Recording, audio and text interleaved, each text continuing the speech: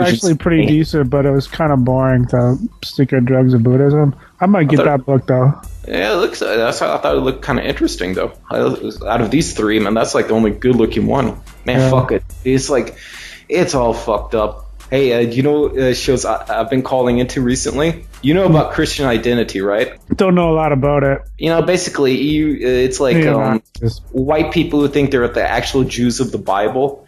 And like they're all like white nationalists, like what do you call it, neo-Nazis and stuff. And the worst one is called like Martin Luther Jasinski Lindstedt.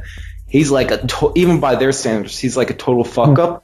And man, I called in, man, and like what do you call it? Discussed the you know, like some of their crap.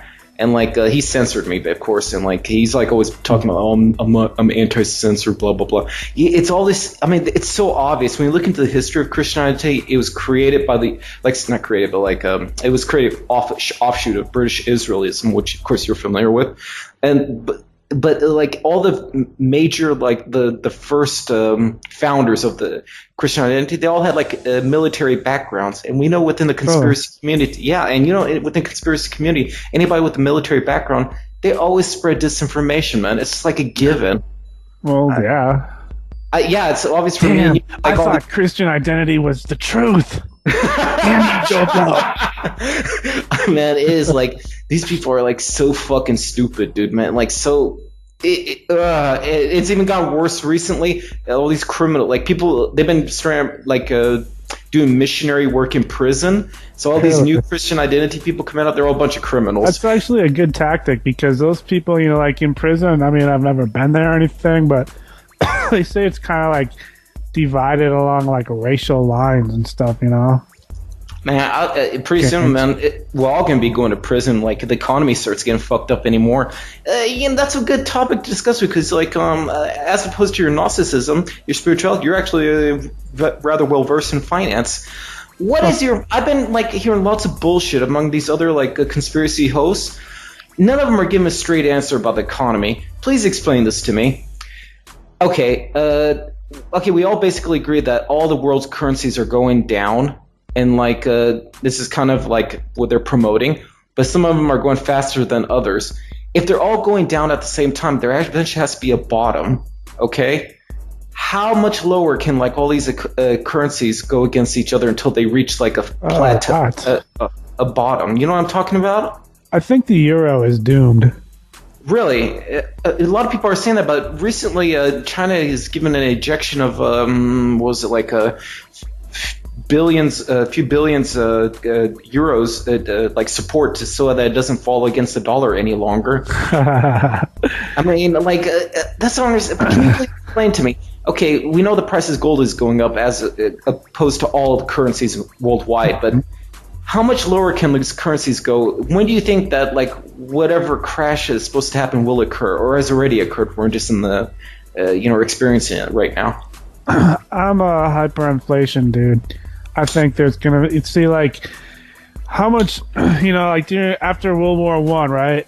They put all those reparations on Germany. You know, they had to pay like 100 times the entire amount of money in the world at that time, right? So what did they do? They printed out of nothing and said, "Here you go, dude. You know, like here's your stacks and stacks and stacks of Deutschmarks, right?" Then they split. They you know, there's hyperinflation and the currency was worth nothing, so they switched to the Reichmark. That's what they're going to do with the dollar. We have all this foreign debt with China. How do you think we're going to pay that? But I was reading recently that China's been like secretly decreasing their dollar reserves and like selling off their treasury bonds that they hold to other countries at like at least 80% mark off. So dude, like if you had like $1 billion, right? And you know that all that money is not going to be worth anything, what would you do? Sorry, you're in buy gold, which they are doing right now. But again, my question is, man, you didn't answer it. How much lower can each currency go against each other? I mean, there has to be a bottom. Okay. Technically, like in what? In terms of what? Gold? I mean, it can go infinitely low. It's going to be worth nothing. It's going to be like toilet paper. So you're saying there is like for all practical purposes, there's no real bottom until like people just won't accept it anymore. Well, yeah. What's the time period according to like all the stuff that you read? I think there's going to be a war. I'm looking at maybe 5 years. But you know what, dude? It's like this happened before, like in the 70s, from about 64 to about 81. So you look at, I think it'll be probably a 20-year cycle beginning around 2000. And, the dollar could be wiped out. It might not be, but there's going to be, some weird shit going down, Okay, what signs can someone look, let's say, who's living in America right now, that very soon, like, they're going to, like, crash the economy? False flags. We've seen lots of false flags here in Europe recently, but haven't seen that many in America. Is there going to be a false flag within, like, the coming year, 2011? I don't know. I don't think so. I don't think Obama is going with the program. I think they're trying to like work around him. So you're saying like maybe he's going against the grain. He's going against the agenda. Very much so. I think he's trying to like end the war. I think the British Petroleum, the oil volcano was like sabotaged in large part to make him look like an asshole. I think they're trying to make him look like Jimmy Carter, and they are doing a good job of it. Even Webster Tarp is drawing those parallels. I mean, directly. He said, "This is our today's Jimmy Carter." That's exactly what he said. Hey, you've been saying that for a long time. Hey, man, we got to talk about some big fucking business. We both like kind of come across each other at a particular website called Consen. But now Yeti pulled like basically ever since Yeti, or as we call him now Yeti took over Consen from Control Mike. He like been running that motherfucker into the ground. And now his latest act, people have been leaving that place in droves. He turned off comments on, you haven't seen it recently. He turned off all the comments on the torrents, and basically he's forcing everybody. He's forcing everyone to go to the forums. Dude, and not just that, he banned all the major uploaders. This guy is a piece of shit, dude. He's a motherfucker. And well, you know what, joeblow? You're going to have to pick up all that slack on your website.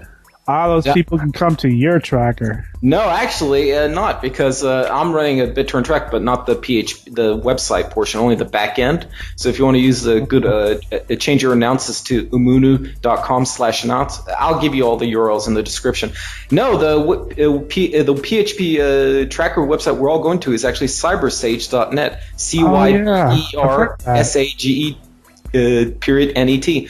Yeah, man, everybody's like all the fucking assholes and like coming up there. Even fucking Yeti came there and we all like ripped his ass apart. It was so fucked up, dude. Mammy was the meanest motherfucker. He's like, "Oh, Yeti, are you gonna open a gay bar with you and your friends?" It was so fucked up. Yeah, of course Yeti was saying, "I'm a Jew." Ogner's a Jew. DBS. Yeah, he says like we're all, because I was telling him, and you're a Jew. So he said, "No, you're all Jews. I'm the only non-Jew." Dude, he should have been there. It was so fucking funny, man. The worst part is all the people at the regulars at Consen, they're all sticking up for Yeti because they've invested too much time into Consen, and like. Now, let me tell you, basically, you remember that one great Malcolm X speech about this field Negroes and the house Negroes? Yeah. Yeah, let me tell the audience. Well, basically, he gave a description of back in slave times. There'd be like field Negroes, the tough people who like won't take no shit and didn't want to be slaves. Basically people, all us at cybersage.net.